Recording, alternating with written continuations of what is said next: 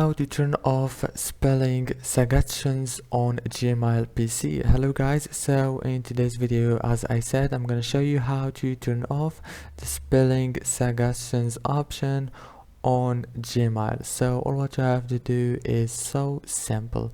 Go to Gmail. This is the home page, as you can see. Go to the top right here, click on the settings option. After you click on settings, now go down and click on see all settings. Now it will take you to this page. Scroll down again until you find the spelling option right here. Now click on spelling suggestions off like this. As you can see, now I just turn it off. Now go down until you find save changes. Click on save changes and everything will be done. Don't forget to like and subscribe, and thank you so much for watching this video until the end. See you later and thank you so much.